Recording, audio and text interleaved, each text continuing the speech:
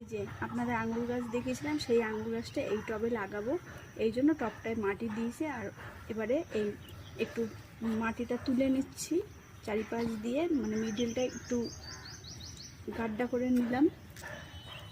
এবারে এই যে দেখুন, এই যে গাছটা, আঙ্গুর গাছটা তুলে নিচ্ছি, তুলে নিয়ে হাত দিয়েই তুলছি, আগে আলগা করে দিয়েছি আমি, এবারে তুলে নিচ্ছি।